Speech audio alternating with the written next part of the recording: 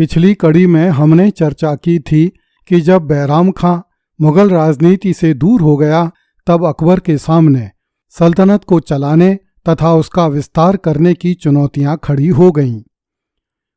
उस समय उत्तर भारत में दो बड़ी राजनीतिक शक्तियां थीं, अफगान एवं राजपूत। अकबर ने अफगानों को नष्ट करने तथा राजपूतों को मित्र बनाने की नीति अपनाई। अकबर ने आदम खां तथा पीर मोहम्मद खां की अध्यक्षता में एक सेना मालवा विजय के लिए भेज दी। मालवा का शासक बाज बहादुर मुगल सेना का सामना नहीं कर सका और परास्त होकर बुरहानपुर की ओर भाग गया।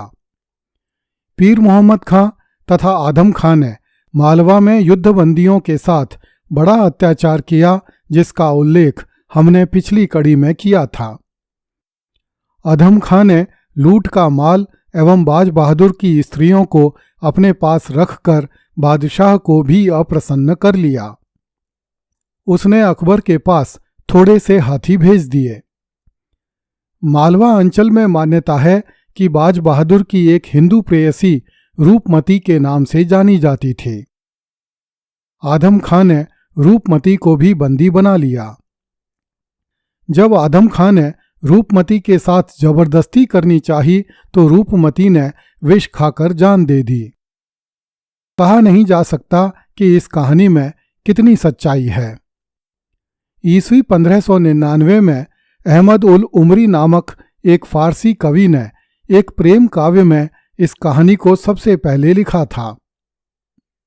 अनुमान है कि उसी प्रेम काव्य के आधार पर मालवा अंचल में यह कहानी प्रचलित हो गई। जब अकबर को ज्ञात हुआ कि आदम खां ने बाज बहादुर की औरतों को अपने पास रख लिया है, तब अकबर ने आदम खां को दंडित करने का निर्णय लिया। अकबर ने 27 अप्रैल 1561 को आखेट खेलने के बहाने मालवा के लिए प्रस्थान किया। आदम खां अत्यंत भयभीत हो गया और उसने लूट का सारा माल तथा बाज बहादुर के हरम की स्त्रियों को बादशाह के समक्ष समर्पित कर दिया। अकबर लूट का माल तथा बाज बहादुर की औरतों को लेकर आगरा लौट गया। आगरा लौटने के बाद अकबर ने आदम खां को मालवा से वापस बुला लिया और आगे के क्षेत्रों पर विजय का कार्य पीर मोहम्मद खां उर्फ नासिर उल मुल्क को सौंप दिया।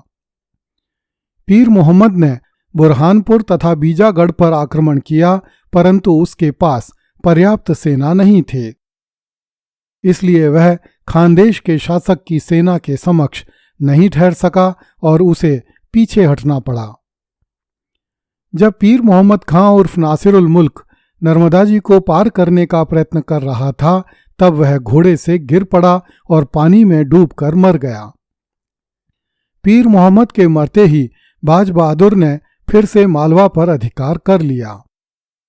अब अकबर ने अब्दुल्ला खां उजबेक को मालवा विजय के लिए भेजा।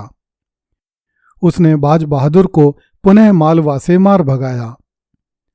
बाज बहादुर मेवाड़ की पहाड़ियों में भाग गया। बैराम खां के मरने के बाद बिहार के अफगानों ने एक बार पुनः अपने भाग्य की परीक्षा लेने का निश्चय किया। उन्होंने आदिल शाह के पुत्र शेर खां को अपना शासक घोषित करके विशाल सेना के साथ जौनपुर पर आक्रमण किया। खाने जमा ने अफगानों पर पीछे से आक्रमण करके उन्हें मार भगाया। खाने जमा ने भी आदम खां की भांति लूट का सारा माल अपने पास रख लिया।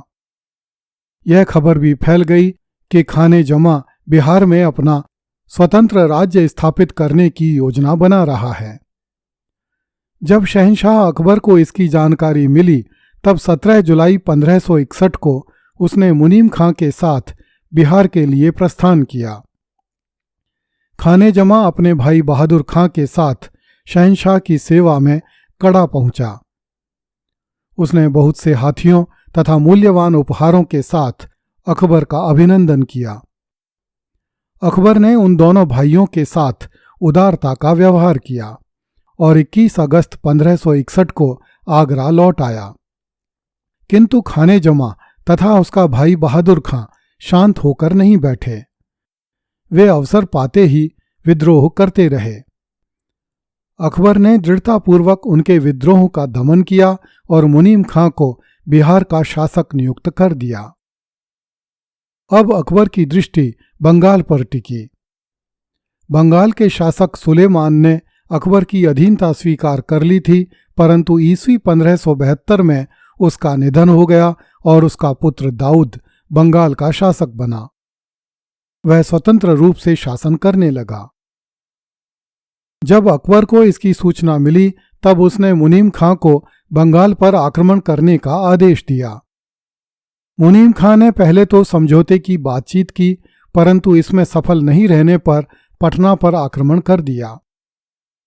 दाऊद एक दुर्ग में बंद हो गया। बहुत प्रयास करने पर भी मुनीम खां दुर्ग को नहीं ले सका। तब उसने अकबर से आग्रह किया कि वह स्वयं आकर समस्या को सुलझाए। 20 जून 1578 को अकबर ने आगरा से पटना के लिए प्रस्थान किया और 8 अगस्त को वहां पहुंच गया। दाऊद भयभीत होकर रात्रि में दुर्ग से भाग खड़ा हुआ।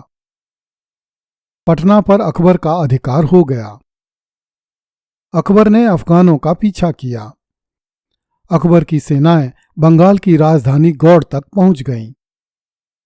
दाऊद भयभीत होकर उड़ीसा की तरफ भागा, परंतु राजा टोडरमल तथा मुनीम खां ने वहां भी उसका पीछा किया। अंत में दाऊद ने अकबर की अधीनता स्वीकार कर ली और उसे वार्षिक कर देने का वचन दिया। कुछ दिनों बाद दाऊद ने संधि तोड़ दी। मुगलों ने फिर से उस पर आक्रमण किया और उसका सिर काट डाला। इस प्रकार बंगाल भी मुगल साम्राज्य का अंग बन गया। कुछ दिन बाद उड़ीसा भी मुगल सल्तनत में सम्मिलित कर लिया गया। मालवा, बंगाल, बिहार तथा उड़ीसा को जीतने के बाद अकबर ने अफगानों के अंतिम केंद्र गुजरात पर आक्रमण करने का निश्चय किया। अकबर गुजरात को अपनी पैतृक संपत्ति समझता था, क्योंकि उसके पिता हुमायूं ने एक बार गुजरात को जीता था और खान खाना बैराम खां वहां का हाकिम रहा था। इन दिनों गुजरात की दशा बड़ी शोचनीय थी। बहादुर शाह के उत्तराधिकारी अयोग्य शासक सिद्ध हुए। उनके शासन में त्राही त्राही मची हुई थी। गुजरात के एक अमीर एतमाद खां ने अकबर के पास निमंत्रण भेजा कि वह गुजरात की प्रजा को इस संकट से मुक्त करवाए।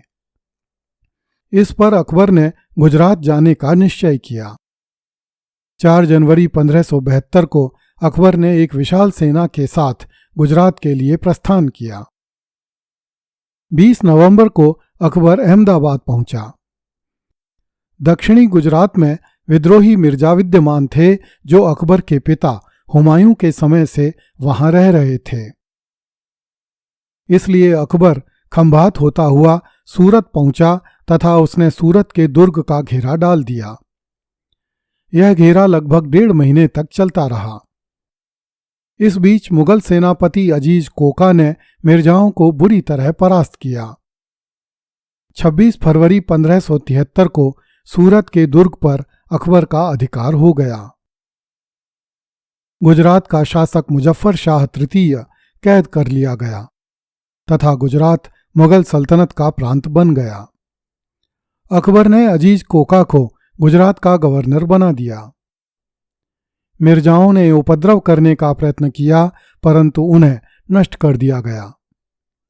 इस प्रकार मालवा, खानदेश, बिहार, बंगाल, उड़ीसा तथा गुजरात के वे क्षेत्र जो अफगान मुसलमानों द्वारा शासित थे, अकबर ने छीनकर मुगल सल्तनत में मिला लिए। अगली कड़ी में देखिए, अकबर ने बैराम खां की बेगम से विवाह कर लिया। कृपया इस चैनल को लाइक, सब्सक्राइब एवं शेयर करें। धन्यवाद।